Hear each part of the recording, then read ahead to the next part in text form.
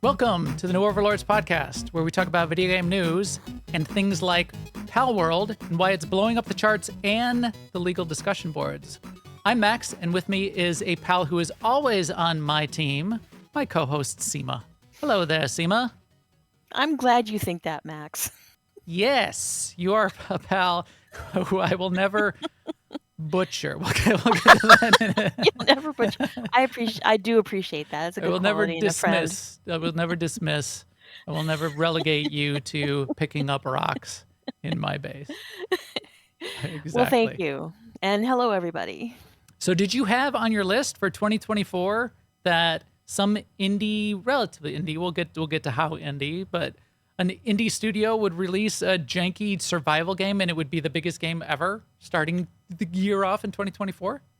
I did not have that on my list. I did not have that on my list either. You could say I did not see that coming. I mean, Palworld was kind of on our list, but not this. Right, not this. I would not have predicted this in a long time. I'm kind of loving it, actually. Yeah. All right, but before we get into Palworld, we've got a bunch of other news to hit on as well, so let's get into that. Good news, everyone.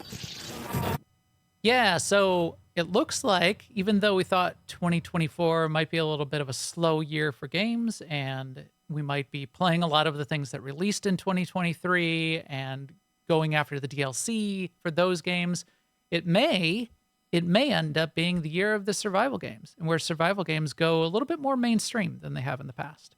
So Palworld's release today, Enshrouded, hit early access as well. So Enshrouded is a game that when we did our survival roundup, in addition to Palworld, we talked about Enshrouded, and I played the early access, the beta of Enshrouded at the time, and it's another one that's fun and good and well crafted. And I don't think it's going to be as popular as Palworld because the pals and the Pokemon-ness of Palworld, and no matter how much of a imitation is the sincerest form of flattery that it is, that's going to be a hook visually for a lot of people. Yeah. Enshrouded, right. I think, has a lot of gameplay to recommend it, though. So I think the whole Palworld look of it and everything is kind of a, not that it needed an antidote, but like the antidote to Baldur's Gate and yes, that, sort of intense thing, right? Darkish thing. It's like, woo, flying. A good palate cleanser, It's cute. Yeah, palate cleanser. Like a little. It's the sherbet of games. Yeah, little popsicle a little sherbet popsicle to tide us over until the next big thing. And then and we'll talk about this when it comes up, but February 22nd, Nightingale's coming out. And that's another yes. with some interesting gameplay twists associated with it. Right. And its own, setting. Like, it's not the only game has a Victorian setting, but it's by not the most common setting. Right. And Nightingale has a bigger budget as well, some bigger partnerships, and we'll have to see how the gameplay comes along, because the gameplay I found just, the hitting of the trees and the building of the things, I found it slightly more enjoyable in Enshrouded and in Palworld than in Nightingale. But the other parts of Nightingale, which are the unique environments, and some of it's procedural generated, but it's a very diverse set of biomes and stuff that you can go to, and a super diverse set of creatures, because you open these portals to these other lands where you go farm resources and that kind of thing. I think Nightingale might be a big one for 2024 as well. We'll see. This may be the year of the survival games, which I am all in on, because survival games is something that I really like. So let's do this. Next up in the news, I did want to mention this. Not that I'm a big Overwatch esports aficionado, but Overwatch League got shut down last year. It was in 2023 that got shut down, I believe, right? Anyway, Blizzard has cut a new deal to revive Overwatch esports, and will be hosting more Overwatch, or sponsoring, and then they'll have a partner that'll be operating the leagues for 2024 and beyond. This is interesting because the last 2 years have seen a year-over-year decline in the revenue and interest in esports in general. Esports got really big for a little while, and then it fell off. It was to the point where it was going to be on like network TV. Esports was going to be this big, huge thing. A lot of money got sunk into esports, and then esports kind of died off. Core esports like League and Dota, those still exist. The Korean StarCraft leagues still exist, Just but a when lot of the new stuff just colleges and died. universities were getting into having esports scholarships. Scholarships and programs and intramurals and professional, you know, feeder teams. Yeah. So we'll see. This is interesting that they're trying to make it work again. Is it a sign that it's a potential opportunity for the industry to continue to come back a little bit? We'll see. Or is it a round two and they're going to continue to flounder? Time will tell. We got a little SWOTOR news, didn't we, Sema? What do we got going on? Well, they are now talking about possible character transfers from the existing servers to the new server, Shavisla, which they said from the beginning they weren't going to do it right away, but they were going to take a considered approach to it. And there will be they are planning some limitations. They haven't told us the actual limits of each one, but for instance, there will be a minimum character level, which I don't see as an impediment to anyone, right? Because if they make the minimum character level like level 20, for instance, that takes an hour. Yeah. Yeah, I don't think they're going to make the minimum character level 80. They're going to make it a but even subscriber that, thing. I wouldn't care. Make it. I don't care what the character level, that doesn't impact me, Right. because And I'll I don't probably think bring over a many level 8 people would character. care, because most people, a lot of people, it's a game of alts, right? So I'm assuming that a lot of people have max level characters that they don't play necessarily. All my characters are max level, but yes. It's a subscriber thing, so and you have to have been you probably will have had to have been a subscriber for a while, say 90 days. They're going to allow some free transfers, but they haven't talked about how many, and they have said that's going to be a limited time. I'm not exactly sure the reasoning behind that. And then there's going to be a credit cap limit, which I know they've spent a lot of time studying that and thinking about what it should be. Yes. I'm kind of curious about it. So my personal feeling is, I don't think I will transfer a character over because I'm having too much fun with the freshish start aspect of it. I don't want to suddenly bring over a couple billion credits and just be sort of done with everything then. If I still play a lot of SWOTOR each week, but if I didn't have to also play Palworld and Enshrouded and Arc and New World, and if I didn't have to do all of those, I really like leveling on a new server. I just don't have the time, and I can't sink myself into that, or we would. Right. Well, everyone sinks themselves into the games they sink themselves into. Right. But I completely get that. Now, I probably will transfer over a max level character, because there are, like, our teams, and Stask, who's in the chat room right now, is starting to sponsor some guild events on Shavisla, and I would like to have a character over there to join that stuff once in a while. And, I mean, people might not realize this, but in Star Wars The Old Republic, when you transfer over a character like that, you'll bring with it, your rep and other things that you would normally be working towards on a character. Yeah, so like your quote unquote legacy. It instantly max out all your rep if you have it maxed out on the server that you're coming from. Yeah. For instance. Your rep, your achievements. Yeah, achievements, right. Your collections. Actually, collections is usually a compound. Yeah. We brought collections with us anyway. That's why I always call it fresh-ish. Yeah. Because we had some advantages. No credits. But there are legacy unlocks that will come over, like strongholds, right? Strongholds. Yep. Strongholds will come over. Some of the extra. Stronghold is the player housing. Some of the extra bank tabs you might have in your legacy storage that you might have had as a legacy unlock, that kind of stuff. It would be nice to bring over for people that. Yeah. A Total Galactic War, Forrester points out, would be interesting on Shavisla. Yeah, in fact, Conquest in general, I think, I don't have the numbers, but I think that the people who are winning planets are probably winning them pretty easily right now. Right. I think, yeah. Although it may not have shaken out into the top two, top three conquest guilds that that tend to dominate every other server. There's usually like a set of Yeah. three that And dominate. and those, yeah. That Yeah. might not have shaken out just yet on Javisla.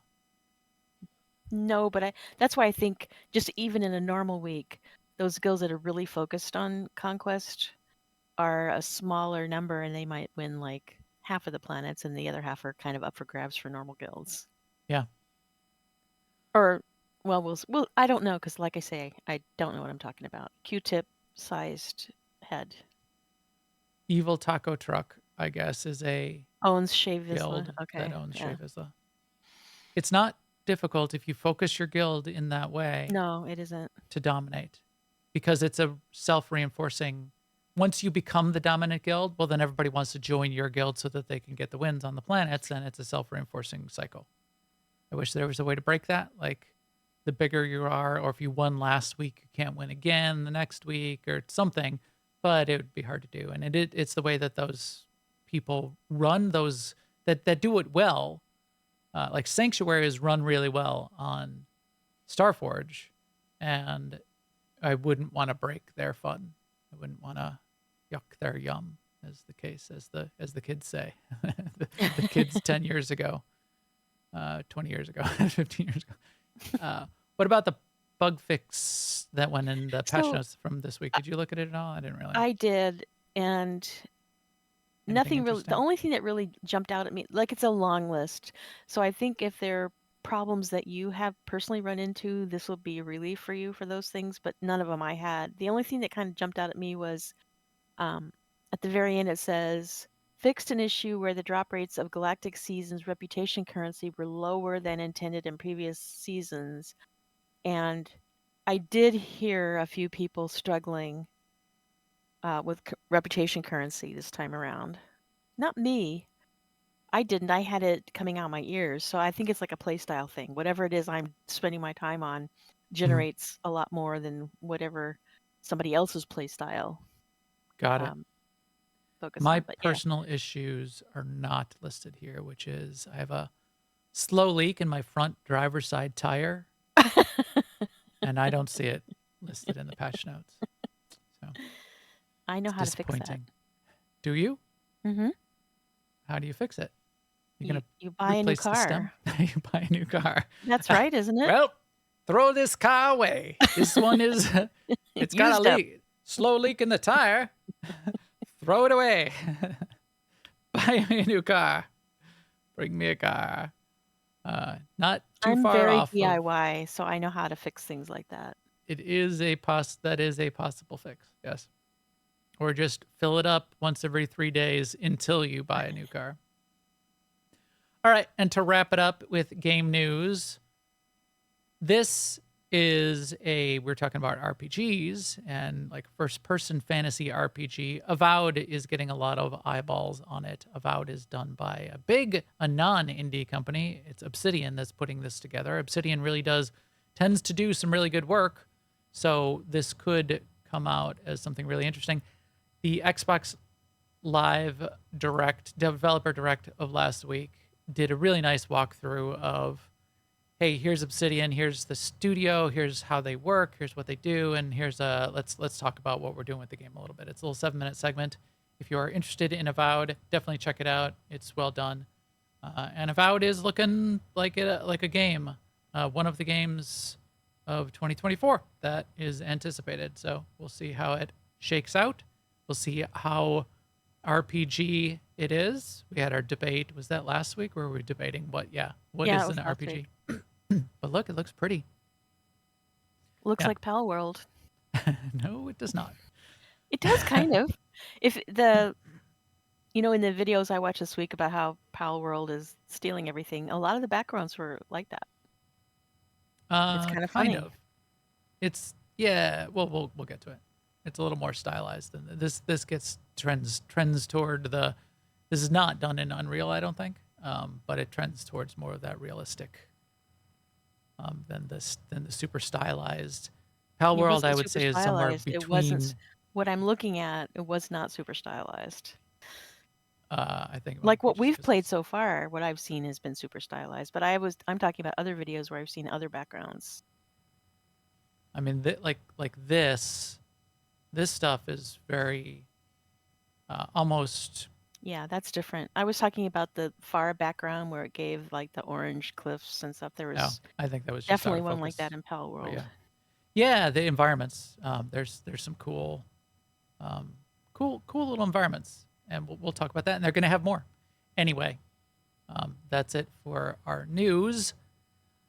Thank you to all of you out there. This podcast is only possible because of all of you hanging out and listening and subscribing. So thanks for doing that. Our audio and video is out there in all the usual places. The more subscribes, likes, comments, and stuff we get, the more we know what else we should be doing. So I really appreciate that. There's always good discussion that goes on in our Discord, and in the YouTube comments and on Twitter every week. We had some lively discussion on the lit RPG stuff last week that got me reading book 2, or listening to on Audible, book 2 of the Dungeon Crawler Carl series that I started this week. I'm about 2 hours into it, and it seems a lot like book 1. So we'll see where this series is going. People are saying, "Oh, it's gonna become mainstream." Did you see Felicia Day has a shirt that says "Damn it, Snowball" or Princess Caroline, whatever the what the cat's name is. The catchphrase, "It's gonna be mainstream." Maybe it is. I think it still doesn't seem very mainstream in first quarter of book 2. But it's still a fun series. It's definitely still a fun series. Anyway, thank you all. Big thank you to the chat room. We've got Australia. We've got the half of the people around the planet dialing in here live. So thanks for you guys hanging out as well. We'll catch up with you a little bit as we do before and a little bit after the show too.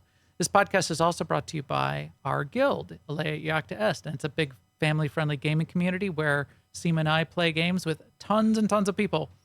All of our big MMO guilds live there, and if you want to come play with us, if you want to come play Star Wars on Star Wars: The Old Republic, on Starforge, or on Shea Vizsla, that is the place that you can find us. So the AIE Discord is at aie-guild.org. The New Overlords Discord, which you could also contact us on, is newoverlords.com/Discord. We would love to hear from you there, and we'll get you invites. All right, Sema, as we said, it's blowing up. It's a surprise. Bet you didn't see this coming! Let's talk about Palworld. It is big. This is surprising to me, as we said in our intro. I never would have predicted that we would kick off 2024 with a game that would come out that would be relatively indie, so indie that it's kind of,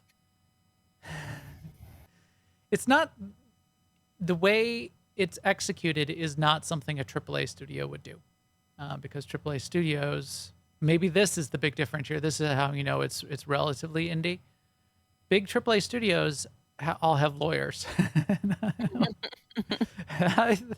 And either of these guys have the best, the biggest team of the best lawyers ever, or they got a little bit of consulting and decided that they were going to dance around the Yeah, issues I mean they as best they they could. definitely present themselves as sort of having done this by a stumbling forward type of progression and this landing in a good spot. They don't Yeah. they don't they don't say, "Oh, we were super organized from the beginning and we had our eyes on the prize." They're just sort of like, "Yeah, I didn't look at the budget. That's boring." Right. Which is not the way to make a game. Just if anyone is any of the people that we talk about game development with, you definitely But want in a way, when we get to it, we can talk about it. But in a way, it's absolutely the same way. In one particular way, it's the same way that AAA studios do games. yeah. Well, not looking at the budget. No, I don't think I meant that. I said in a particular way, and when we get to it, so yeah, not that way. Okay. Okay. But yeah, off the charts. there are the charts, and then there's Palworld, and it is up here. It is off the charts. And by that we mean breaking records, concurrent players, peak players. It's currently right now sitting at about almost 850,000 concurrent players on the Steam charts. And it's also on Game Pass. So who knows what the total number is? And it hit a peak today of 2 million. I think it was like up at 1.6 million. It was its peak yesterday. Now it hit a peak of 2 million. It's crazy. So I don't even know.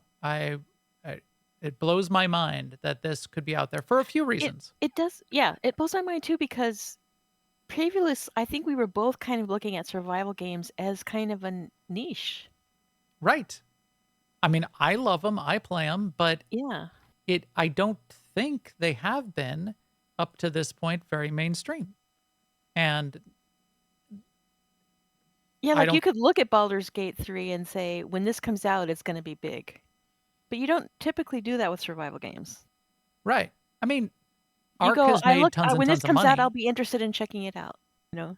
Yeah, Ark has made tons and tons of money, so that exists. But Conan is a fine game, but not breaking charts. Conan Exiles and Sons of the Forest is definitely smaller, and Icarus is small, and even games like Subnautica, which is sort of like single player survival style, definitely niche games. Not a 2 million concurrent players blowing up the web kind of game.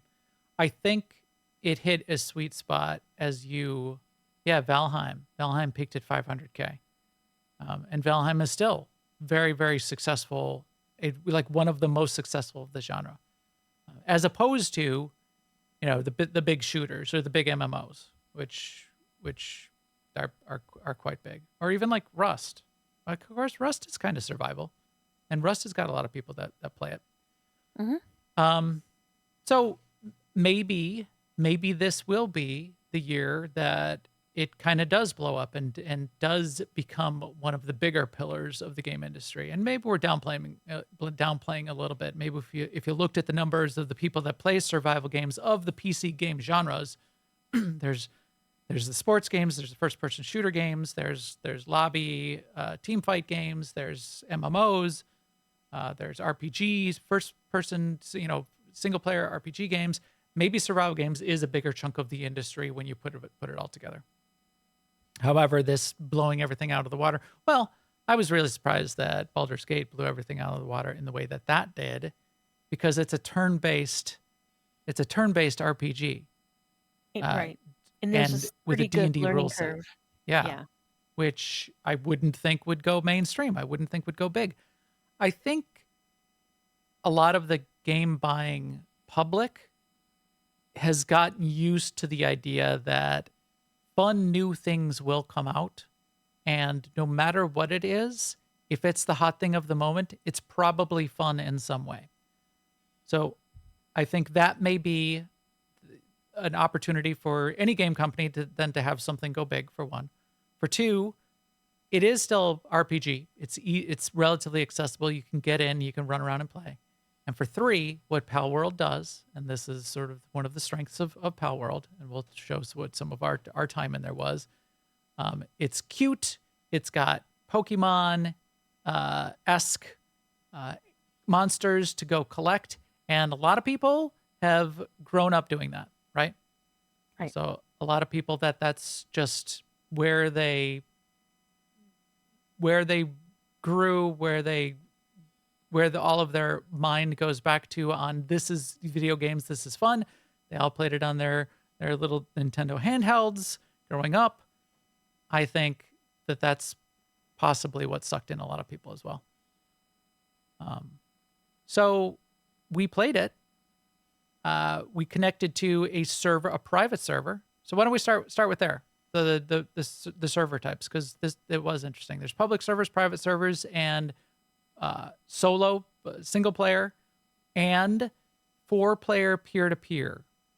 If you set up a private server, you have to set up the server. You can set it up on your own PC and have people connect to your PC, but you can also set it up on a separate server.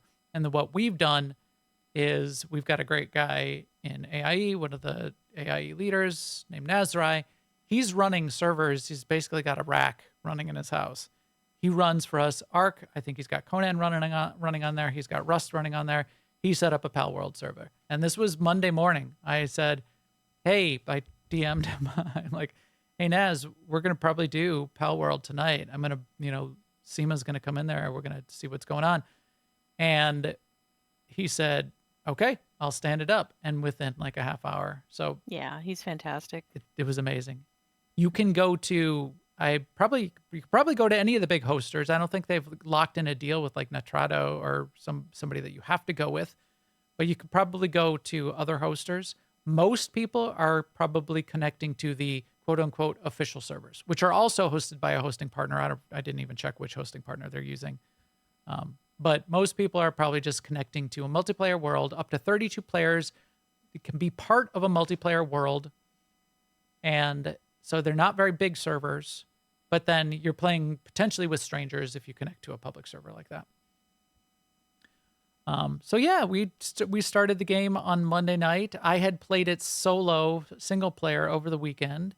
You got in a little bit early just to get the controls and the lay of the land a bit. What's Yeah. your initial impressions? And we'll go over some features and what was fun. What do Yeah, you so think? I am not what you would exactly call a survival game player. I've played a little bit of Ark.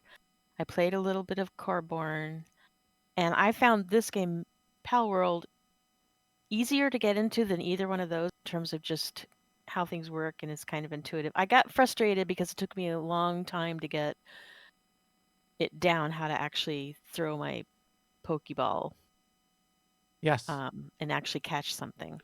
And I don't feel like I actually did get it down. I still miss quite a bit, but it was easy to go back to camp and make more balls to throw. Mm-hmm. Um, Right. I also think that because I had played those other two, that I was less angry about the interface The than I control was. scheme. Yeah, it's very similar to the things that I didn't like in Arc. And But I'm used to it now, sort of. right. Do you think most of that was because you're getting more used to it Yeah, but I also feel like it's not as hard. It's not as easy to do something you didn't mean to do.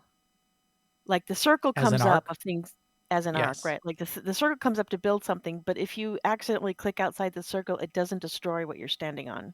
Yes. Arc Arc's UI, although it's WASD movement, it says Yeah, it is. It is it's third person WASD. right, but A and E don't mean But this turning. game has a little bit of that, but yes, Yeah. not as detrimental when when you hold down. If you hold down E, all of a sudden, yeah, you've accidentally brought up the radial wheel and deleted the foundation that you're standing on. Right. Or This at least does have did that. situations Yeah. where you press E to throw out your Pokeball, you press E to bring him back in, to throw out your pal, and then bring him back in the Pokeball. Except if you're riding the mount and you press E because you want to dismiss the mount, well, that's not you. You press F if you're riding the mount. Oh, So okay. there are some some Yeah, of I those haven't kinds of gotten things to that I the keep running riding into. mount stage. Yeah.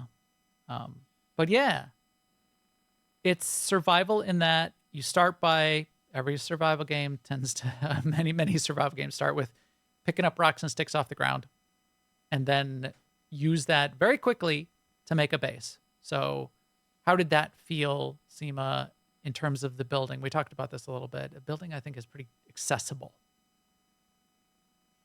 Another thing that I mean, speaking of the building and everything else, another thing that I don't know if this was just a mental change on my part or whatever, but when I got weighed down, I just put things on the ground, which in Arc, I felt like I had to keep everything. But here, I just felt like, well, I have, 200 pounds of stone. I don't think I need that right now. I'm just going to drop it. Right. Because, yeah, encumbrance is a thing. It's not my favorite thing, but it is a thing. And also, stone is very easy to get, and wood is very easy to get. So I didn't feel bad about dropping it.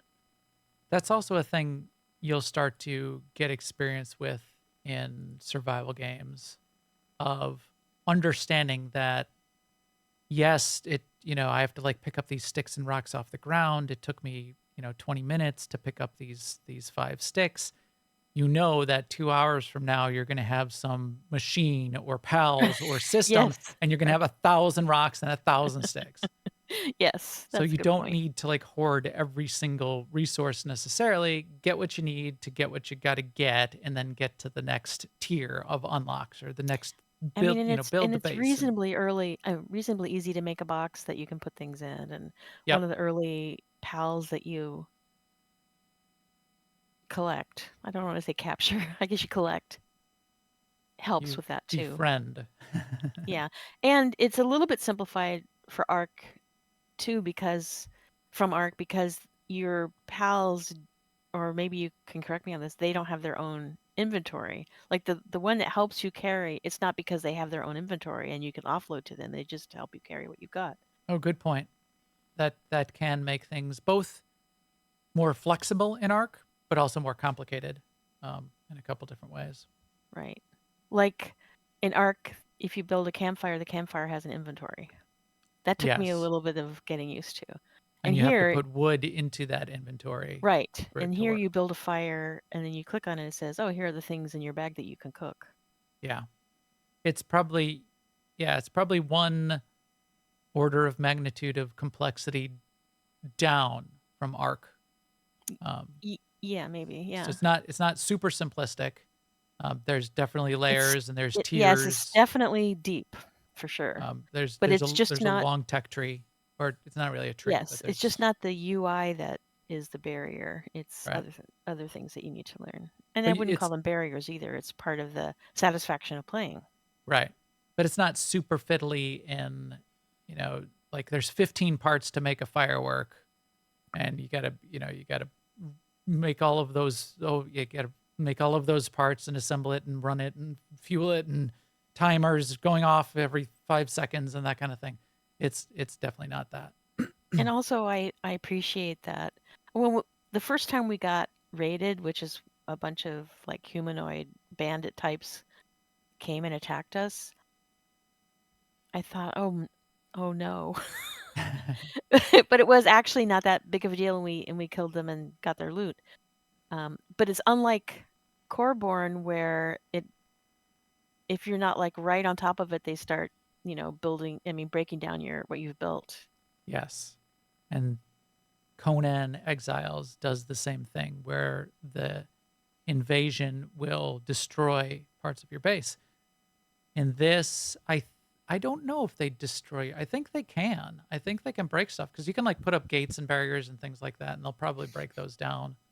But When I first got into this game, just running around picking up a few sticks, I had the materials I needed to make an axe, a pick, and a wooden club, which are the 3 things I needed, and instead of like each of those being a major project.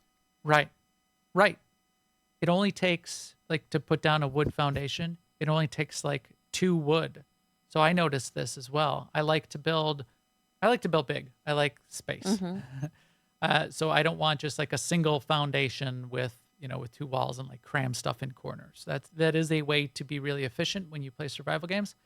I like at least 6 or 9 foundations and 2 floors, but the building is cheap, so you only need to cut down like 3 or 4 trees, and suddenly you can build a whole 2 by 3 2-floor house. And Yeah, so when we played for a great. couple hours on Monday night, and then as I was logged, hear Max the distance going, "Oh look, I got a riding pal. We can ride now." I mean, that's pretty quick. Yeah, so I think I'm only like level 17 or level 18, and I have a flying pal now. So I can fly, I can ride. I've got some bigger pals that can help in boss fights. I've killed a outdoor world boss, I've killed a dungeon world boss, and I've killed a tower world boss. Those are sort of like the quote unquote end game-ish kind of content. I made a fried egg. Well, cooking and tiers of cooking. That's a big part of it as well. It is, but also I'm laughing when I say it, but actually when I decided to make a fried egg, it was really easy. You just Yeah, go up to the campfire, right. and making a campfire was easy. So it's sort of like Right. I know, like I'm saying, it sounds like I might be saying that games are only good if they're easy. What I mean is like the very basic things, if they're not a barrier to just learn how to do it, I like it better. Right. The there's some really nice quality of life things compared to other survival games that you get in Palworld. Like if you have a bunch of boxes around your base, no matter where they're just like strewn about there. Some of the boxes your pals will pick up stuff off the ground or be like mining stuff and put it in the boxes automatically. When you go to craft something like an egg, if there's an egg in any box anywhere, it shows up in the ingredients list of the fire Oh, to I did cook not know eggs. that. Yeah, that's awesome. If you start to build, if you want to build, build a third Oh, floor on yeah. your house or whatever, all materials are open game unless you like lock a box. All materials are open Yes, fair game, I did know that which because is I was great. able to craft things from stuff that were in the boxes. Yeah. And I guess cooking is like crafting. Yep. There are levels that you level up, so you get experience. You get experience from fighting. You get experience, a little bit of experience from gathering and crafting, and you get the most experience from fighting and then capturing, catching the Pokemon with the Pokeballs, catching the pals. And also, big difference, I can't believe I didn't mention this already, is for the most part when you walk, I know you say this is true in Ark in the starting area too, but for the most part when you walk around, you're not in danger. Right. Unless, in fact, there are some pals, some creatures out there that are aggressive, Mm-hmm. but you have to Seek them definitely, out. yeah, like by level 17 or 18, still, like I got to, like the wolves are aggressive, they'll come bite you by about level 17 or 18.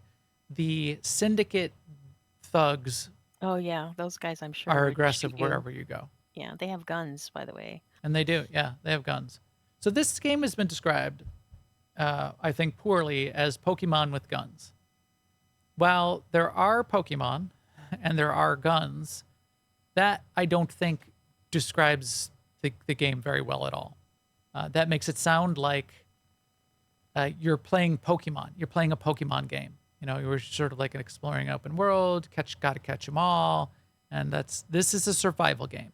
So this is like Ark with Pokemon instead of dinos. That's a much better description. It's a survival game with the pals, the Pokemon, as your tools, your workers, and your teammates, your NPCs in your team to help you fight, or to heal you, or to do things while you're out in the world adventuring. There's a pal that will like help pick up stuff off the ground if you don't pick it up. There's like other ones that just if it's in your party, you get a defensive buff. So that's what this game is. Right. While it looks like there's Pokemon and you do catch them in Pokeballs, it's a survival game at its heart in the gameplay perspective.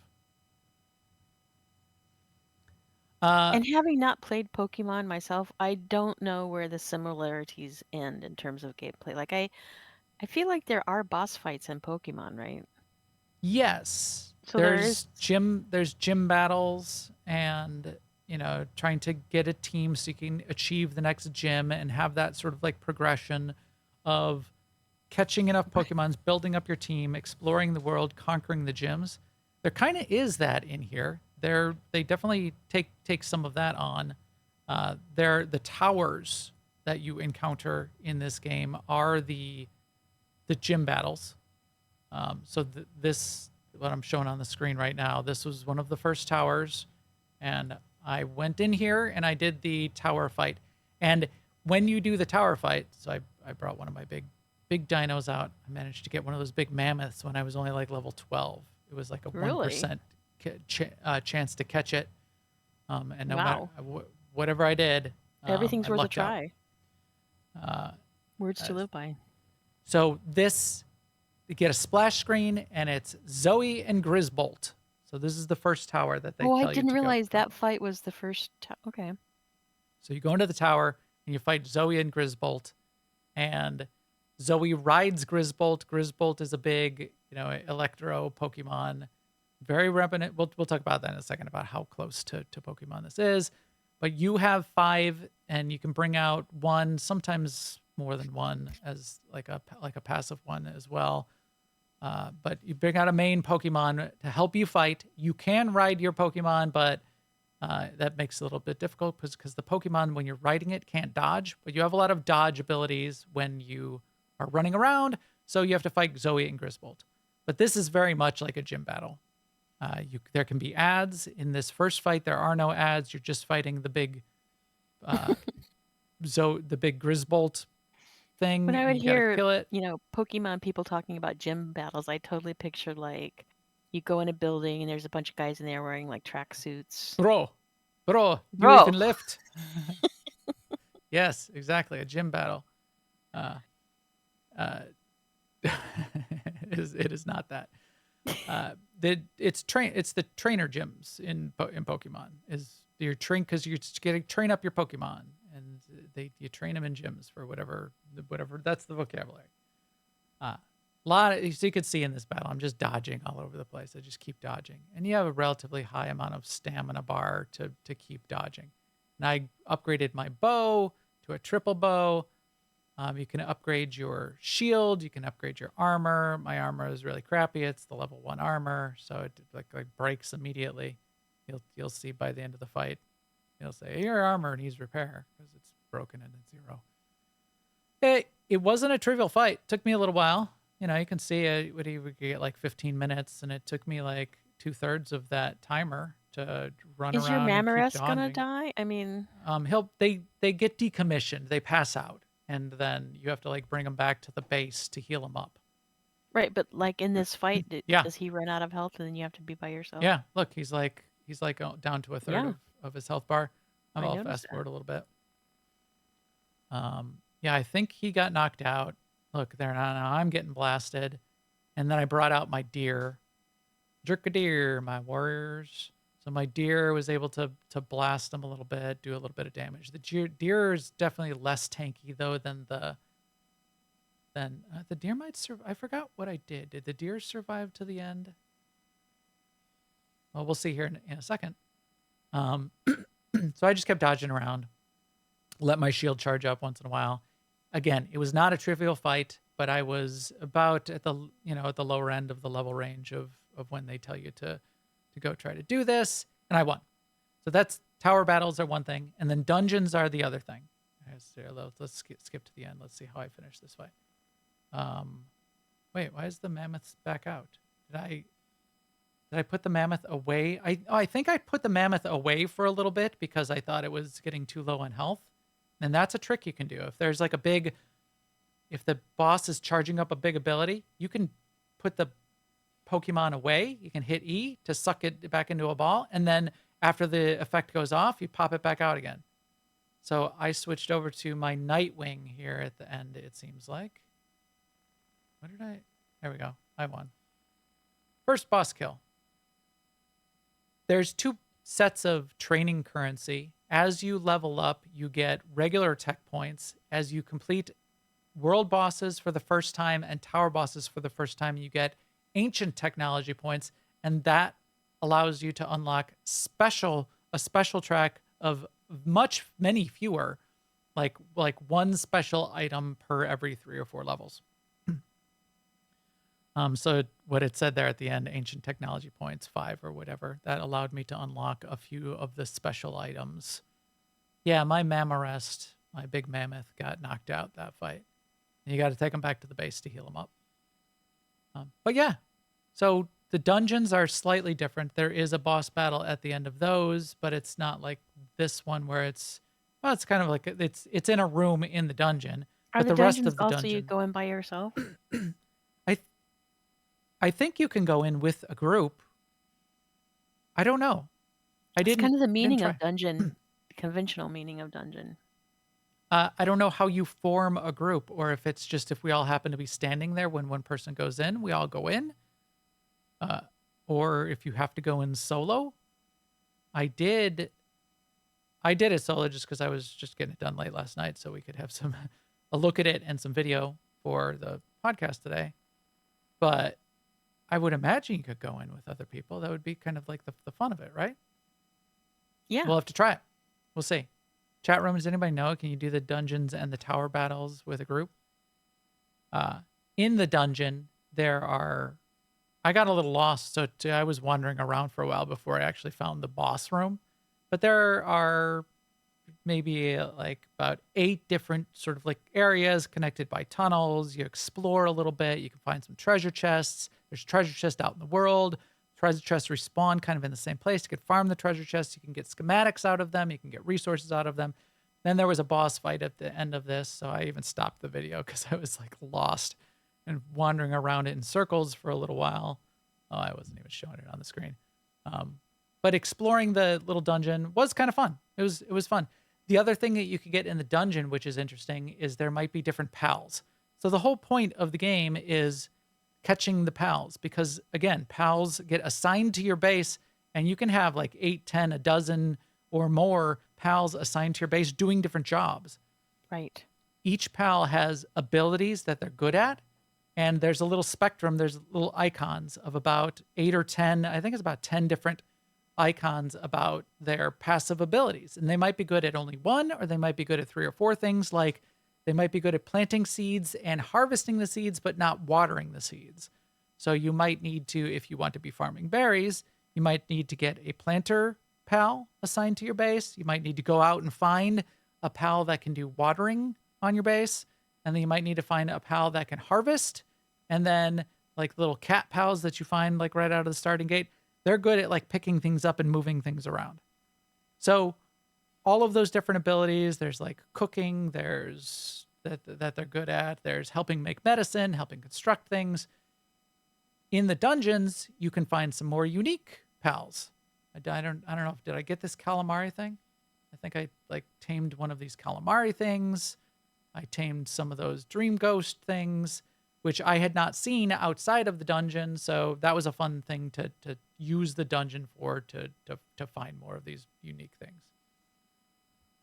But yeah, then assembling your base and getting things lined up and getting almost like an assembly line of the different areas. Like you can put down the logging node and the mining node and the farming node and the wheat field node and then a mill and then a smelter and then all the crafting tables. Lining up all the right Pokemon in your base and leveling up your base to have more slots for them is pretty interesting and fun. Right? One thing that was pretty cool about the crafting part was like I wanted to make arrows, and so based on the materials that we had in all our boxes, I could make something like 168 arrows. And when I got to the point where I had made like 30 arrows, I just grabbed those, but crafting of the rest of them just kept going. And the next person who came by the table could get some arrows. Right. And if you have the right pals, they will go do that crafting for you and they'll finish the job. Yes. It's kind of cute too when they come up and help you. Yeah. Yeah. They come up and like bang. And then they get an idea to go do something else. Yeah. So the AI of the pals, they said that, in fact, we'll get to the roadmap in just a second, but their pathing and the ideas that they get of what they think they should be doing leaves a little bit to be desired. And can use some tweaking. Yeah. Here's one of the raids that happens. So raids, we didn't finish talking about the raids. Periodically, I would say once about every hour or 2 of gameplay, a random raid has spawned. This raid was the first raid in my single player game. It was just 3 little of these level 1 Pokemon hungry dinos that came and attacked us. And if it's Pokemon that come, we're calling them Pokemon, they're pals. If it's a pal raid, it's usually not, but if it's a pal raid, you might even get some rare pals raiding your base. That way you can catch them. Usually it's the Syndicate thugs. That's usually what's raiding you. The higher your level, the higher the level, and the greater the amount, the more dangerous the raid will be. In fact, again, early access, the raids that I'm seeing are my level 17 or level 18. If you come back and you're sitting in the base and a bunch of like a dozen level 18 thugs come attack the base, and your level, what did you leave off on? Like level 8 or 9? Yeah. Yeah. Um, I don't know what would happen. I mean, are you going to get pummeled by level 17 thugs, or because Yes. you're there, will it be level 9 thugs Right. on Right. that base? I don't know. So there are defenses that you can put up. There's pals that you can switch to defense of your base.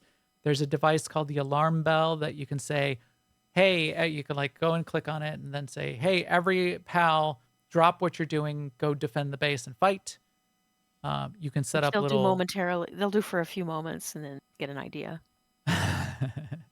and that's the AI jankiness. There might be like they start to freak out. Like there's rocks on the ground. They're supposed to pick them up and bring them to a box. And a couple pals like started freaking out. They kept picking up the rock and dropping the rock, and then they'd pick it up and drop it, and then they'd get an idea.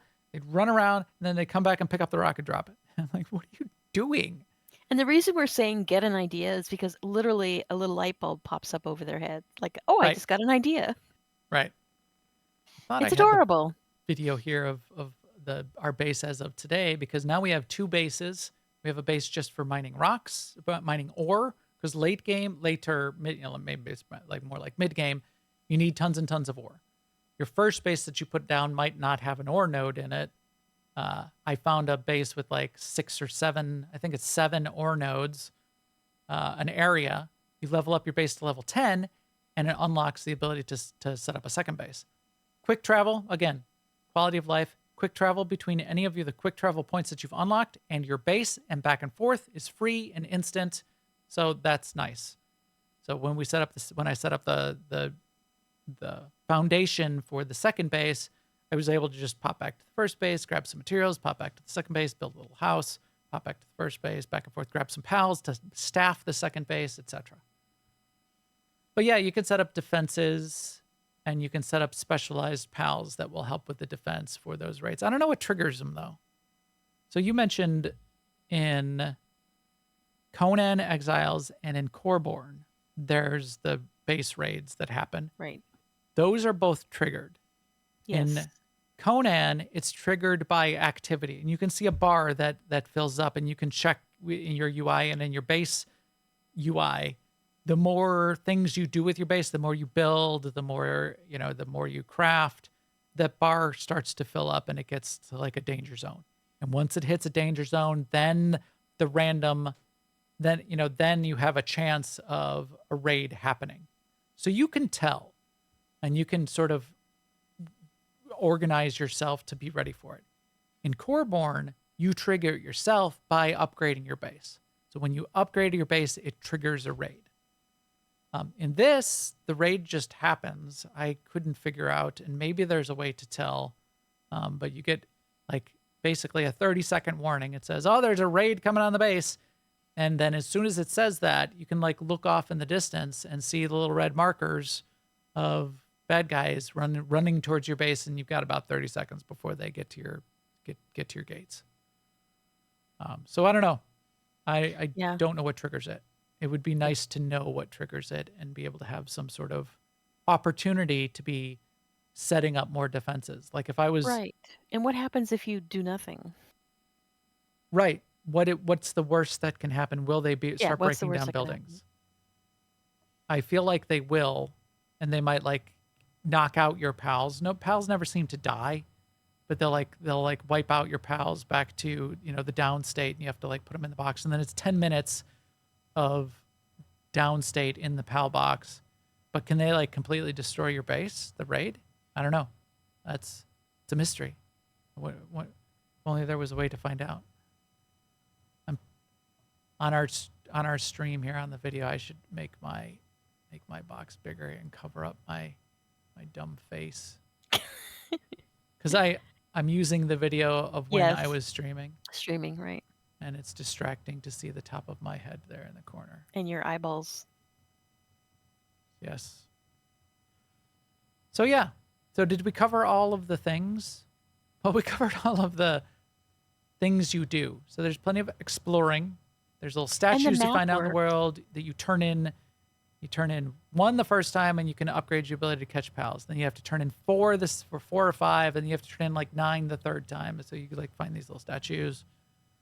Gym battles, dungeons, exploring, world bosses. So there's also big world bosses, and you can farm them for a currency to make rare items. And then the first time you kill each world boss, you get more ancient technology points on the unlock path. And then there's the rough edges. So how did you feel about your pals and what we had them doing and the fighting out in the world? How did you feel about it, Sema? I got frustrated, like I said, when I couldn't figure out what to do. And like what I was doing initially when I was trying to collect pals is I would, because it said press quick Q. So I'd press it and hold it down, and then the little disc would come up telling you how much percentage you had. And then if I moved my hand at all, I would throw a ball. And then I Yeah. would quickly deplete my supply of they're not called Pokeballs, they're called Pal spheres. Yes. And then I have to go back and make some more. Also, what I found really frustrating, and this is just me being bad at games, but I was trying to capture a Cativa and it would come really close to me, and then I couldn't it was like I couldn't, and then it would go behind me, and then I would turn around really slowly and would go behind me again. It was just frustrating to do, but once I got a bow, it was easier because then I just shot it from a distance and then just tapped Q. Yeah. And then I would still miss, right? Because again, bad at games. But occasionally I would hit it. And so I did Well, capture some stuff. it is there's a control learning curve, definitely.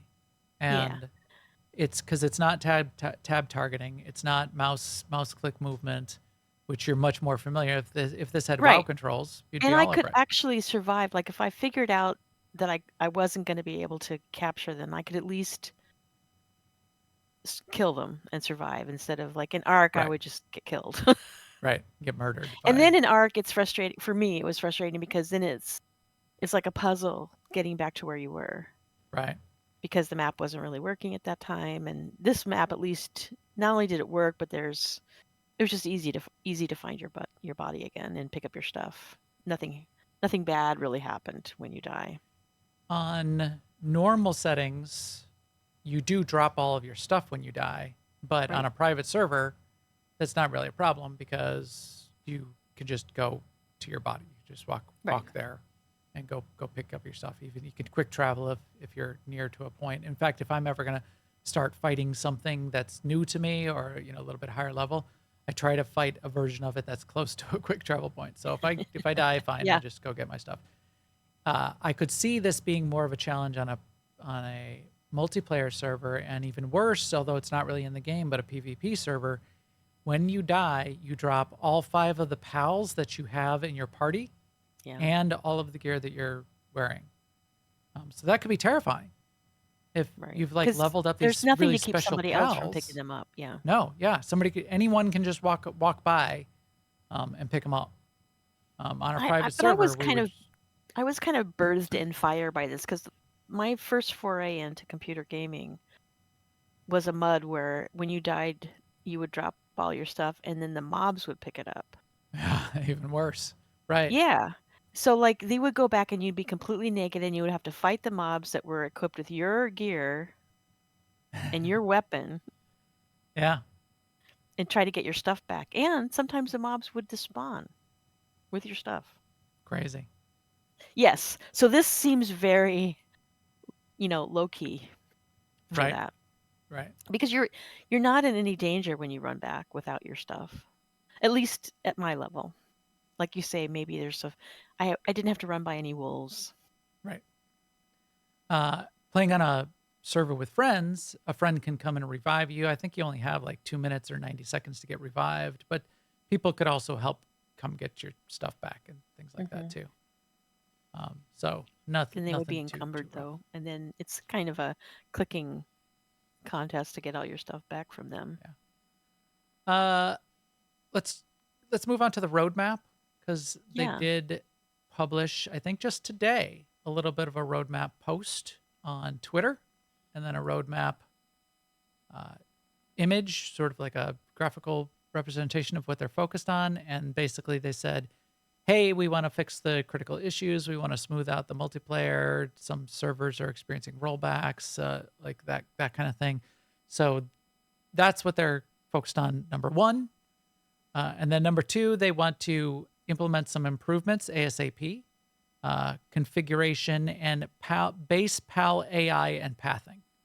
So that was something that they called out right away as something that is near term that they're going to fix up. Your pals being able to path around and do the right things in the base, that is a big part of the game. It's like a main game loop. That's how everything gets built. Right. I That's mean, how, part of the attraction is the fact that your little pals are running around doing useful stuff. And when they get in that loop where they're dropping the stones and picking them up again, it's disappointing. right. The planned future updates, they bulleted out a few different things in there that I thought were interesting. PvP was top of the list. Mhm. I'm not interested in that, and I think that makes survival games weird and not as fun. But it makes them fun in a different way. So then you're not really focused on building this cool open base and having everything sort of like open, well arranged and well ordered and a bunch of pals. Instead, what you do is you build these really tight, small, janky, highly defended Right. walls and walls around walls and only Right. Like pals in that can like in like shoot Coraborn, guns and when you yeah. would build these walls that were like, S-shaped, so that the raiding mobs would have to go pathing through them. Yeah.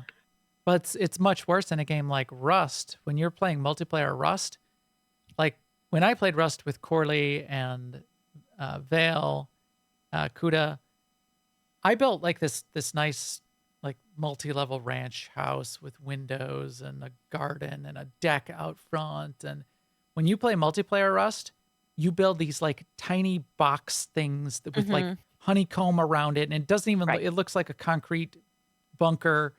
No windows because windows are a weak point, and Yeah. you have to like crawl. You have to crawl to get into it. It's like, oh, I don't want that's not what I want to build.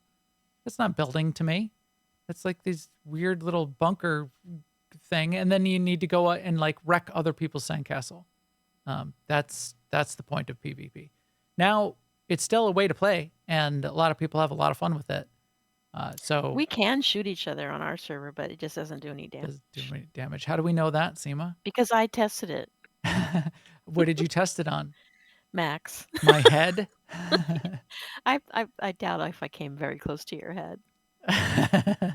If somebody was shooting me, I did I was see shooting you, but I arrows. didn't hit. I think maybe one arrow might have hit you. So anyway, PvP is one thing that they called out. The other two top bullets in that area were raid bosses, so more end game content, and PAL Arena, PvP for pals. So I don't know if that's you can challenge other players in your pals fight. Must be. Or can you take your own pals and have them fight each other? I I don't have to know. say, PAL Arena sounds hilarious. I wonder. Pet battles. Yeah. Well, no, it's more like in Star Wars: The Old Republic when we would pit companions against each other. Right. Right, which you still can do. And Yeah. is a really fun thing to have like two treeks fighting each other. Xbox Steam crossplay doesn't exist right now, so if you want to play on a private server or a multiplayer server, you have to be playing on Steam. So they want to enable Steam Xbox crossplay. Xbox in general needs some improvements, it sounds, because that's just a general bullet. Server transfers and migrations, that's a thing, because if you're locked to a server and you don't like it, or you want to go to more of a fresh server, you need server transfers enabled. That doesn't exist right now. Improvements to the building system. I would love some more improvements like snapping of more, like if I'm putting down a box or a pal bed or something, I would like snap points and snapping for those to line things up better. Right now it's sort I of didn't loose realize it alignment. didn't have that. I built like two things: a bed and a box, I think. Major building components like the foundations and the walls, those snap, but the things like this, all of the components, all of the things that you put on them, like the workbenches and the boxes and the beds, none of that snaps. You just sort of like loosely finding a place to put it. And then they say new islands, pals, bosses, and technologies. So they want to expand the content as well. So that's great. So that looks good. Let's wrap it up then with a little bit of a discussion of the drama. So there's a few things, and there's plenty of videos out there on the web and articles being written, which is explaining the drama. And the drama sort of breaks down into a few different areas. One is plagiarism, and a lot of this seems to come from the criticism coming from the people that are strongly, Pokemon fans. Is a total ripoff of Pokemon, to the point where people are sort of like matching up even the models and saying, look at the Yeah. 3D model of Right. this versus this Pokemon model. Did they like steal assets? In one thing I saw, in fairness, it was like they would take like one feature, like the shape of the ears or the shape of a hair or something, and show that the wire model was exactly the same as the wire model would be for that Pokemon, for a Pokemon. So Right. And some of it does look pretty close. I don't know if that means that they stole anything, and I like, doubt see that shot that right there. Oh, Oh, the sorry. orange background. It looked a lot like that. It's like where we are in our little camp Yep.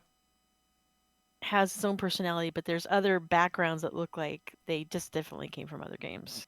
Yes. So these guys, what's the name of the company? Pixel Castle Pocket Pair. Pair.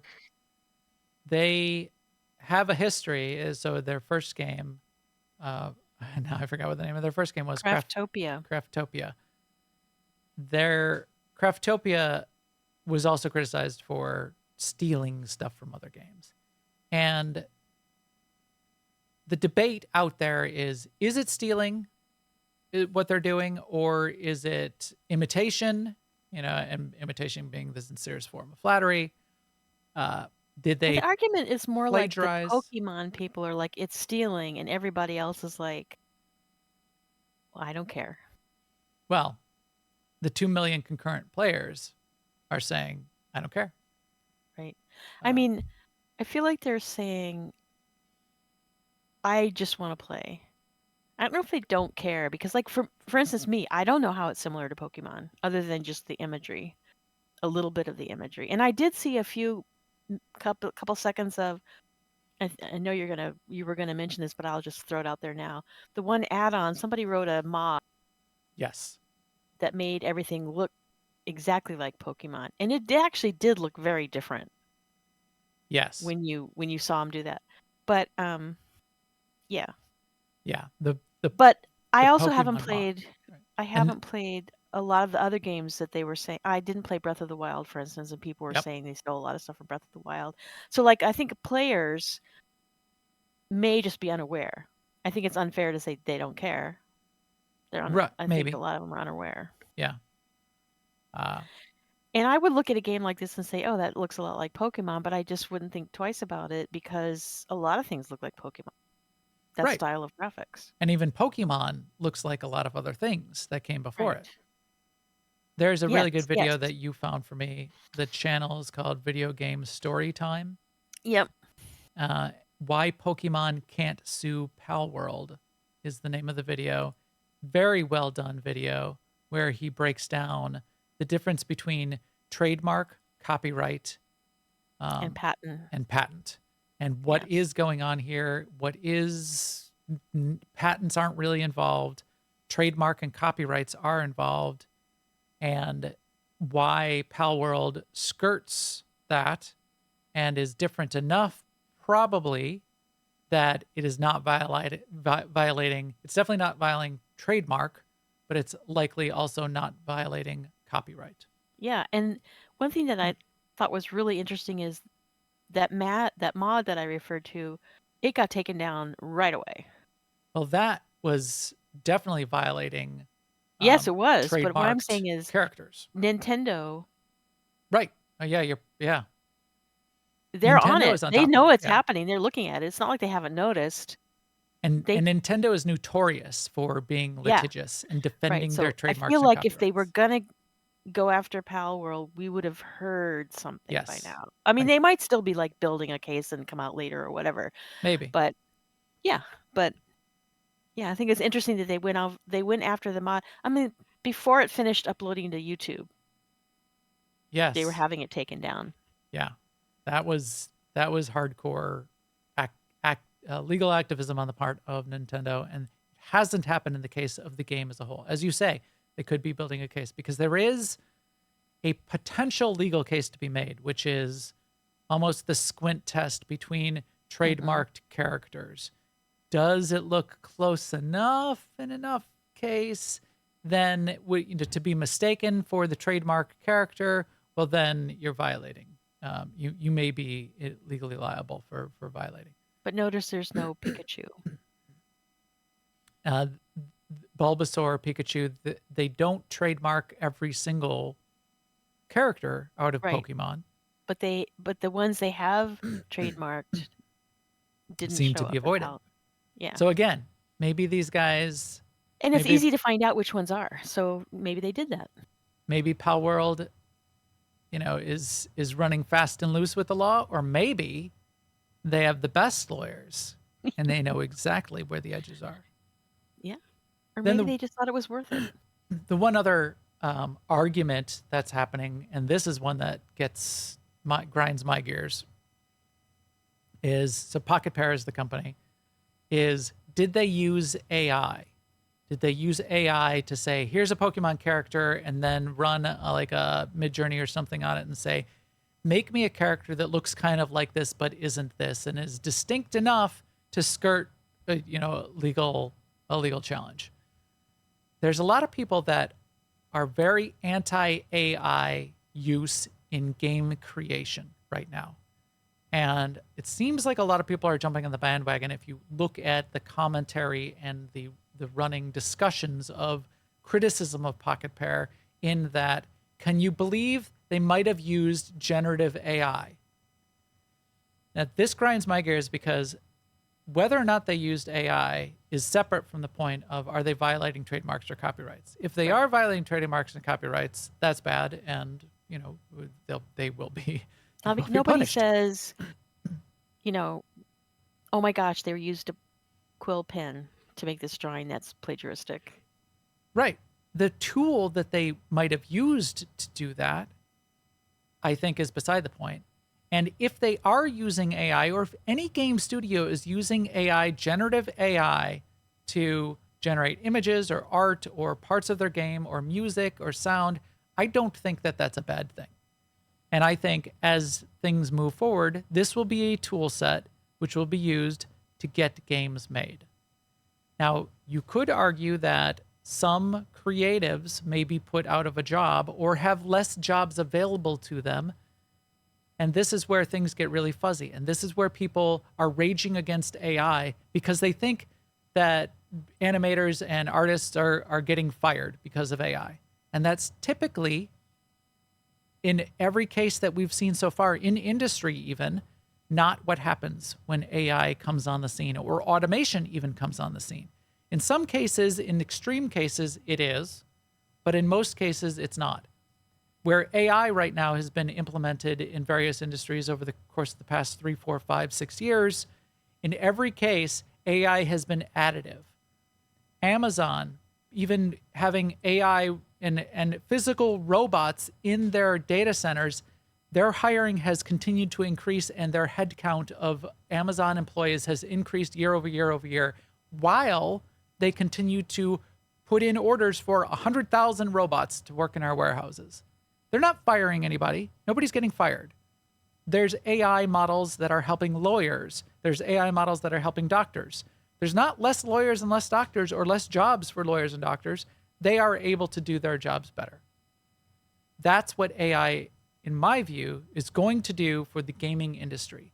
Games are big and they grow year over year over year. The pie continues to get bigger.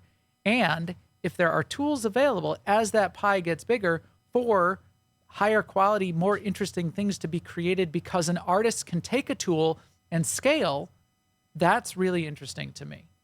And I think that's a good thing. So the rage when someone says, oh, they used AI, aren't they evil?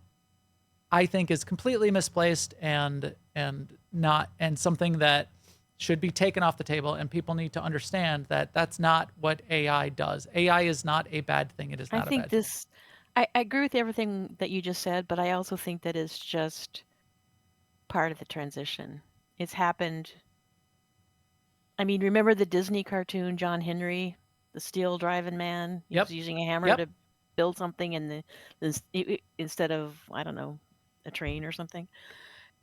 It's just And it's people just part of raged human against it. nature. Right. It's going to happen. It's part of the transition.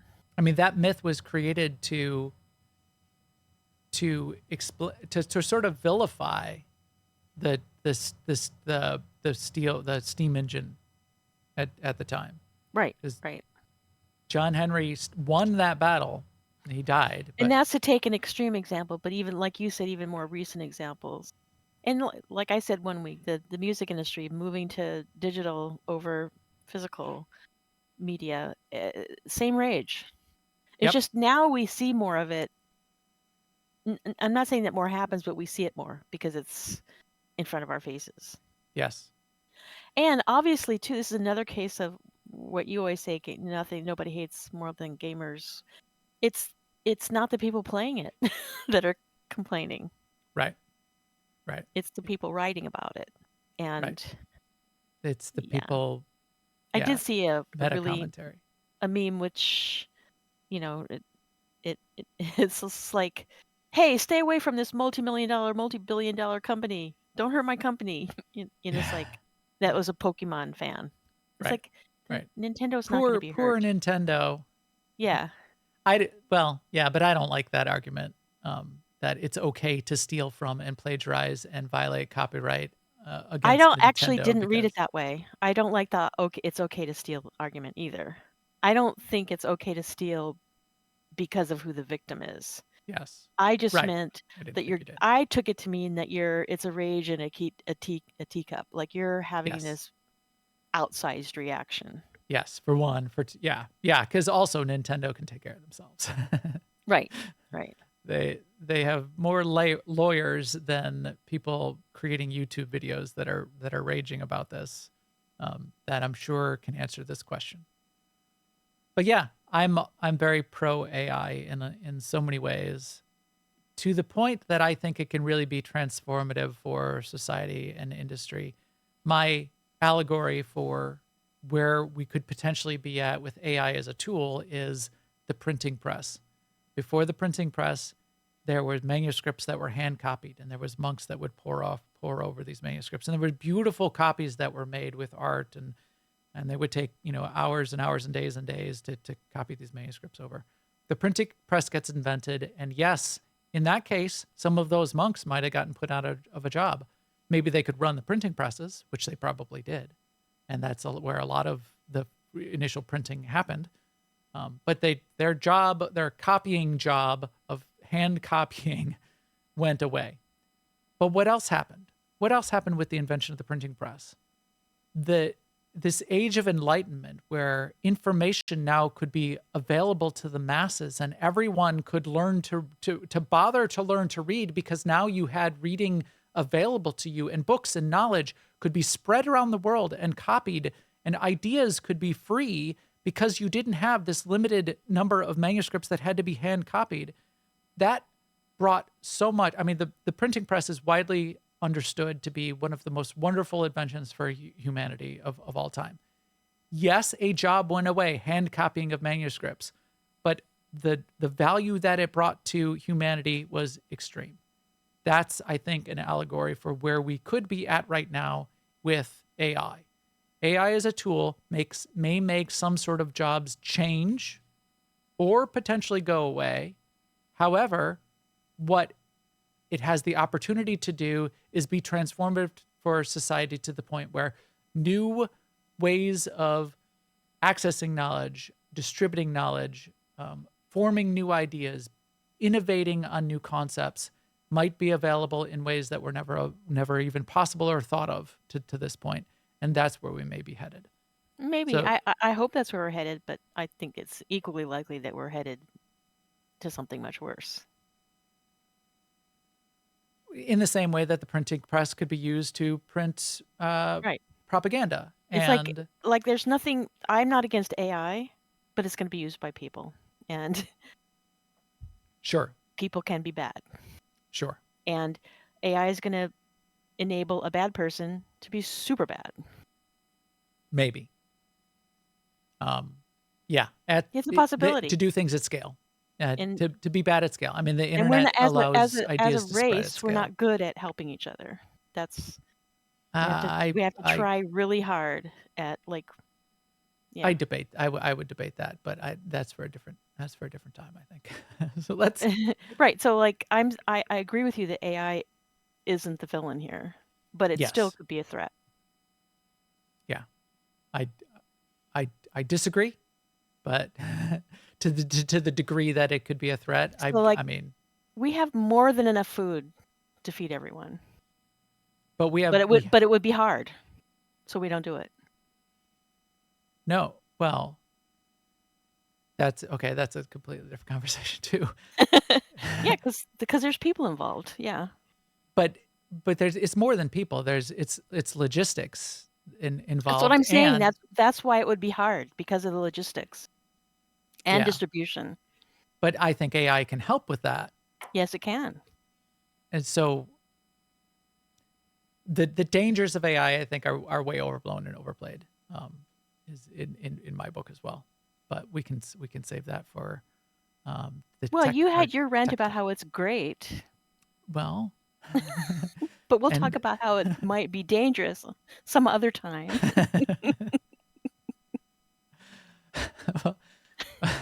yes. But well, because bring it back to the games. Yeah, AI could totally improve everything, Yes. but is that what people want? And it's what people want which is going to drive what AI does. And I mean, are you arguing that AI might be bad for the games industry? To stick to our current topic. No, Okay. I then we don't agree. think so. No, yeah, no. Sweet. I started by saying we agree. Cool. I agree with you that the whole argument about like doing away with jobs is like a made up sort of fear thing. Yeah. Like some jobs will be done away with, but that person has the opportunity to get a better job, more rewarding job. Yeah. Just like when we switched from animating every cell of a cartoon to some of Right. it being done by a computer, then that artist doesn't have to be the one who's drawing every single movement of the little pinky finger of the person. Right. There may have been a handful of artists that were like, "Oh darn, I don't have to. Right. I There don't get to were spend 2 artists who thought years this was the magic of hand what I drawing every do frame." is Yeah. I bring things to life. And I like doing that with a pencil. They can still, yeah, but they can still bring things to life with a computer doing it. They're still Yes. directing it. Yes. That's why part of what I mean by it's still people. Yeah. All right. Fun times. We'll see if Palworld continues on and if Nintendo does bring down the legal hammer at some point. There is potentially a legal case. And if Nintendo wanted to be sticky about it, they could file suit anyway and just let the courts figure it out. It seems like they haven't done that yet. And I would expect, as you said, Sema, because they haven't done that yet, that maybe they're not. And people are having fun with it.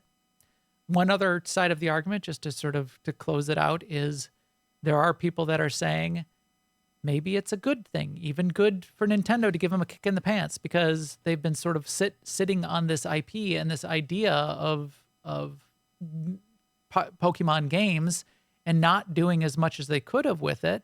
They could have made this game or something like it or something at all, rather than just yet another rinse and repeat Pokemon game, which is what they've kind of done. Let's say they do that. They make an official survival Pokemon game. Are these same people going to say, now you're stealing from Palworld? That's right. I don't know. Will they? That's a good question. And like I think you pointed this out, Pokemon was not the first monster collecting game by Right. far. Exactly. All right, Sema. I know we've been playing other games too. Let's talk a little bit about that. It looks like meat's back on our menu, boys. No way. God. Finally.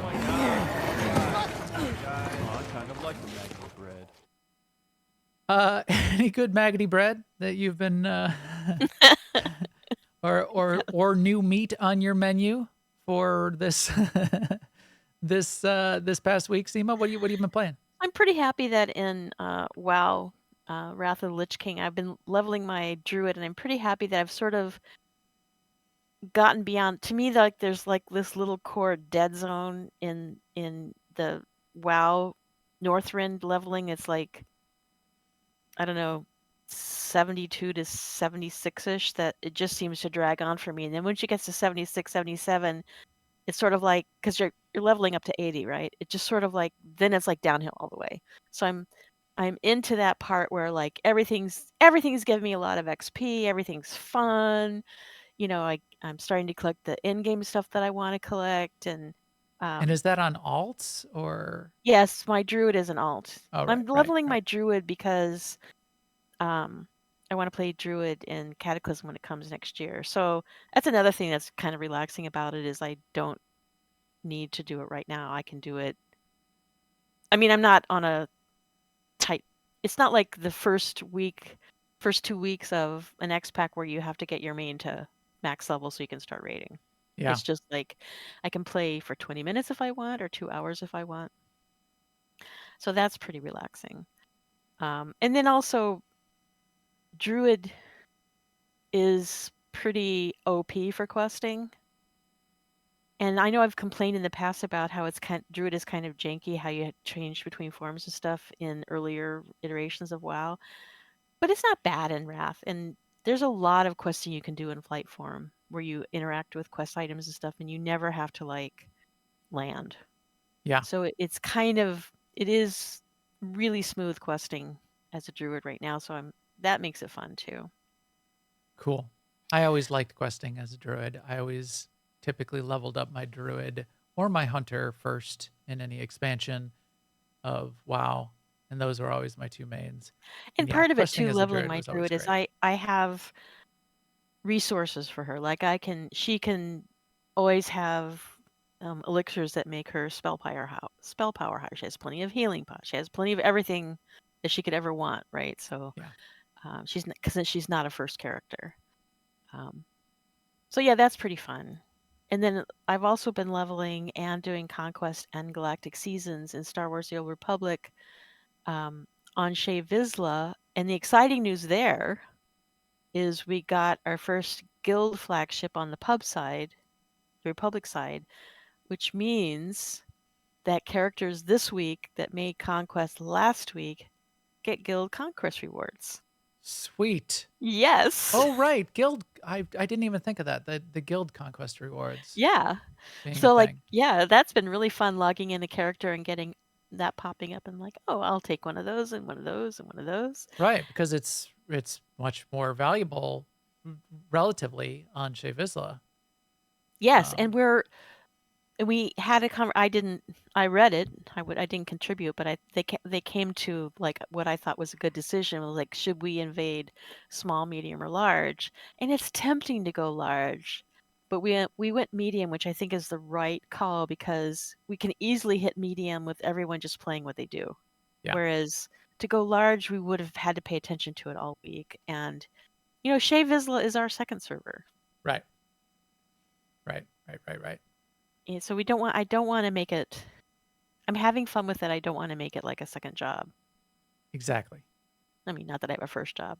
I don't want to make it like a job. Make it into a job. Yes. Yeah. Right. I think that's a perfect move. And then you're showing our, a stream of our ops team. This would be on Starforge, which is our primary server. We did a pretty nice run of R4 this week, where didn't we one-shot all the early bosses? I think we did. Yeah, we should, but sometimes we do wipe. Yep. And then we got a quite a bit of attempts in on the last boss, which is our current progression goal. Lady Dominique. Yeah, which is a complex fight with a lot of mechanics that you have to sort of not mess up and be able to repeatably um, navigate over and over and over again. So we're still we never got far enough with Lady Dominique to practice some of the mid to late Right. fight Right. mechanics, and now we are. So it's really fun to sort of be at the point where we can be trying out those strategies, make sure we find a strategy that we like for how to kill the attractors and have line ourselves up for the knockbacks and get back to the top fast enough and all of that kind of thing. We've nearly had it down to the point where we would be repeatably. I think we only had it down to 50%, but as soon as you get a strat to run through that cycle of ads, attractors, knockbacks, and then respawning of all of that, and then you go through that cycle a few times, then the fight is over. So we're nearly down to the point where we can do that repeatably. We've gotten through the cycle at least once, and I think we've got a good strat.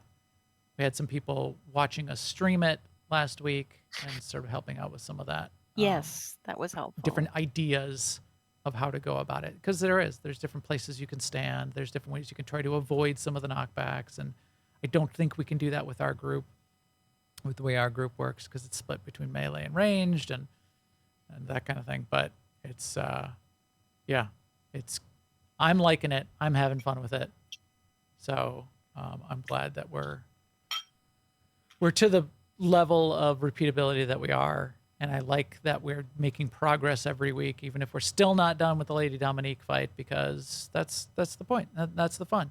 And I come from the WoW days when some of those high-end raid progression fights would take Weeks. 2 months Yeah. to, me to too. get through a single boss in the middle of the dungeon. And that's when things like raid lockouts were available, and that's why they were invented, because you might be working on like the third of 6 bosses for weeks and weeks, and not getting tired of killing the first 2 bosses and over to waste your time during the night.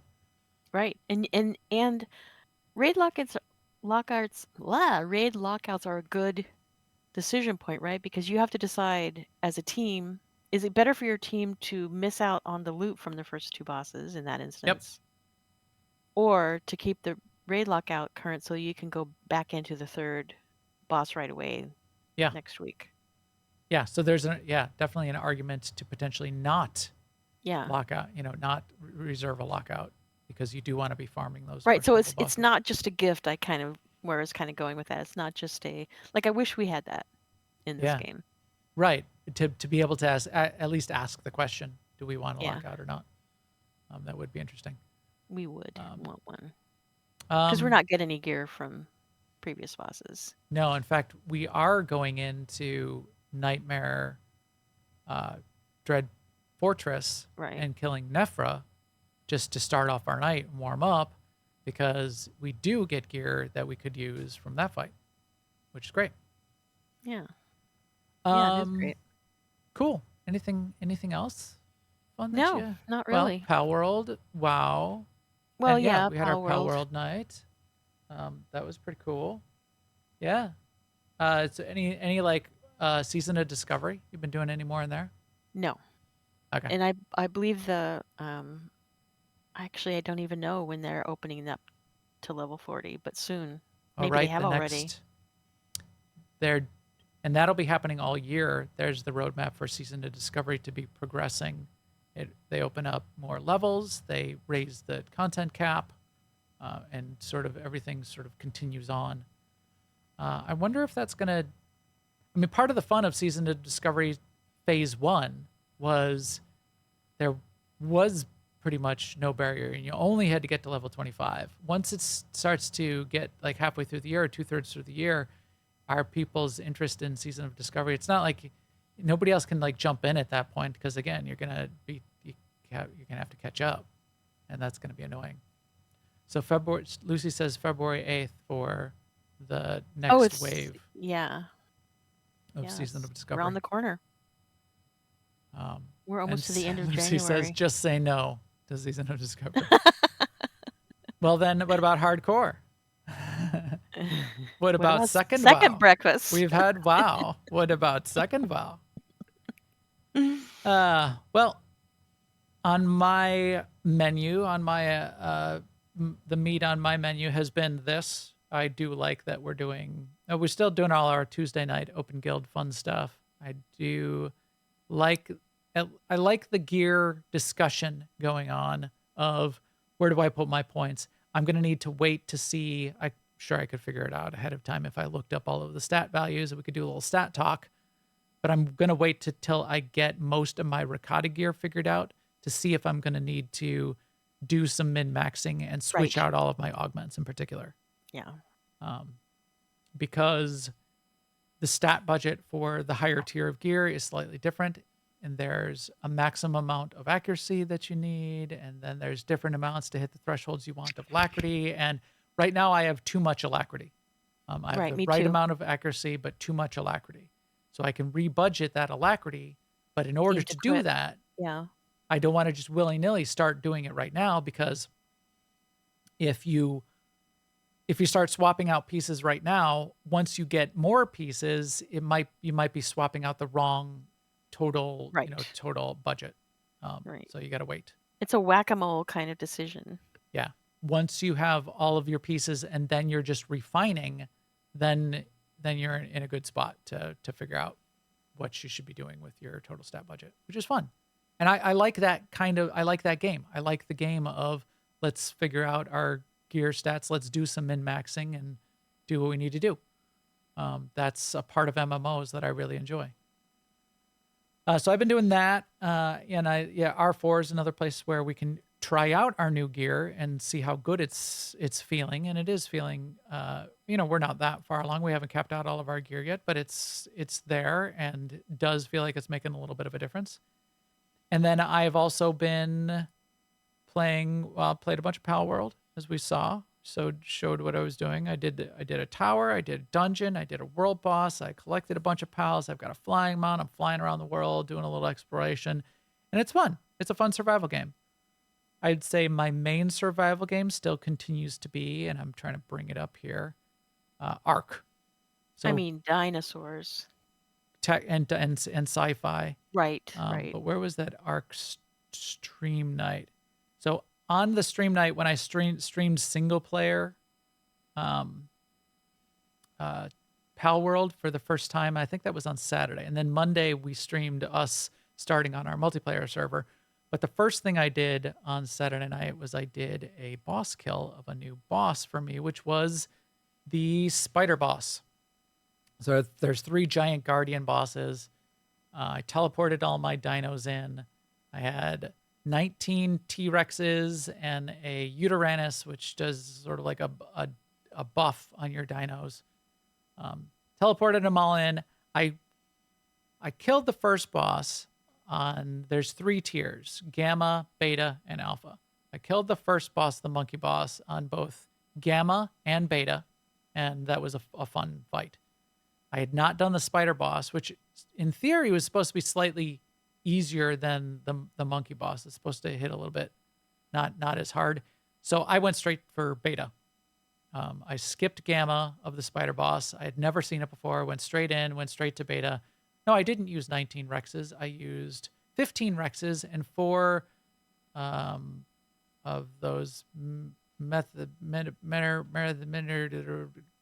big bear creatures that kill bugs really good. And they did fine. I did fine. I killed it. Blew it up, got the achievements, got some stuff unlocked, and got some resources, the element resources, so it was a fun fight. This kind of reminds me of watching you play StarCraft a little bit, because you send your guys in to do the fight. Yeah, you can only bring in 20 dinos, but you can even assign them to groups, yeah. And you decide which dinos, right? Based on what they can do, and yeah. Yeah, their abilities, their strengths and weaknesses, and what you have gear for, because you put a saddle on them that can be different levels of armor and defense for them. But yes, you arrange your army to fight a particular boss. So when we killed the dragon, so we did a group kill of the dragon boss at gamma level of a bunch of us. I think there were like 6 of us. Almost everybody that's two-thirds of the people that are playing on the server, or half the people that are playing on the server. So we got 3 groups together, 6 of us, 7 of us, and definitely a very different makeup of what dragons or what dinos we were riding and what dinos we were using to fight, because there's different strengths and weaknesses. That's a bunch of flying creatures. And the Therizinosaurs are better for that as the general. And then we had somebody on a healing dino and a couple of other people on the Uranus for the debuffs going on. And then a couple people just on very mobile dinos, because we're using shotguns quite a bit just to shoot the dragon out of the air as well. So yeah, you can also assign them to groups, which I like. I like that, as you say, from sort of like a real-time strategy perspective. It was kind of difficult to use, and it could be a lot better. They could improve that in Arc with these fights to make them a little more interesting. It's very difficult to make good use of the different groups. So I did have my dinos assigned to 3 different groups, but you kind of just gotta, in these 2, the monkey boss and the spider boss, just put them into a big ball and just burn the boss down. It's kind of what you have to do. I had dreams of having a group that was kind of tanking and rotating the ones that were lower damage out, and potentially even having a healing dino that I would be riding and healing them up. And you kind of can't really do that, unfortunately. And that's just sort of a flaw in the way the way Arc works, especially in this expansion, which is the first island. They aren't really designed to be able to do that kind of stuff very much. So, but that's still very fun, and that killing these end bosses then gets you to a point where you can unlock a bunch of the end game tech, and the gear, the sci-fi gear. And in the pre-show, I was showing the tech replicator that I unlocked, which is a very cool device. I made a couple videos of me standing in front of my tech replicator, and then even made an animated GIF of me in front of my tech replicator that I could post around on Twitter and in Discord, because this is the sci-fi stuff that I always like inside of any video game. If you can mix a little sci-fi in with the fantasy, I like that. Or I just like straight up sci-fi games. So Ark is definitely, even though it's primitive and dinos, it might feel like more like a, hit things with swords kind of game. It's a sci-fi game. Your whole environment is actually a space station in space, and the objective is to progress up through the tiers to this sci-fi technology to sort of conquer the scenario. So yeah, fun times in Ark, fun times in SWTOR, fun times in Palworld. That's what I've been doing this week. What do you think you're going to do this week? You think it might get back to Palworld? I thought it might be like an interesting thing for us to try. I don't know how much time I'm going to spend in there, but I might go further just to get more of the end game going. Are you going to get some guns? Do you want to get guns and you can actually get an assault rifle for like I think you can give an assault rifle to the penguin. That's one of the upgrades for the penguin. Well, and I know you can fortify your camp with those gun turrets, and it looks like lamb balls can use them. And walls and gates. We kind of need that in our bases now, because we're getting those bigger. It was like a dozen level 17 thugs that were running down the hill. Kind of was wishing I had walls and gates at that point.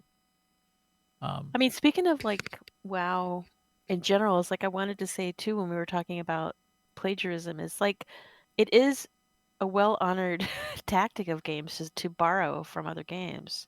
It's just usually a little bit more subtle, craftily done. Yeah, right. Like they still add their stamp. It's very blatant in Palworld, but I don't know that it's necessarily wrong. ideas and gameplay style and making a game in a sort of like copying a genre, that's all very common and Yeah. well appreciated. I mean, you like Vampire Survivors? Well, there's Vampire Survivors like clones of that all over the place now. Right. But Like, I wish they would add XYZ to WoW, and then they do, and then you're happy. right. Sort of copying characters that strays along some lines. Yeah, I of mean, there is a some line. boundaries. Yeah. It's fuzzy, though. It is very fuzzy, and we'll see. We'll see if Palworld survives that fuzzy line. Walk in that line. Yeah. All right. Well, maybe we'll hit that a little bit more next week if we're still playing that. Maybe I'll try out some Enshrouded this week. We'll see how that goes. And definitely going to be in SWOTOR, so come check us out in there. If you would like to come find us, all the feed and subscribe links for our podcast, all the audio and the video is on newoverlords.com. And then YouTube/New Overlords is where the video ends up getting posted. And then it's on Spotify and iTunes and all of those places. And the direct download feeds you can get off of newoverlords.com as well. Please come chat with us in our Discord at newoverlords.com/Discord. And you can also follow on Twitter, Mastodon, Blue Sky, Threads, Instagram, and Facebook. I at least post when the published version of the weekly podcast goes live in all of those places, and a little bit other chat and news that goes out in a few of those.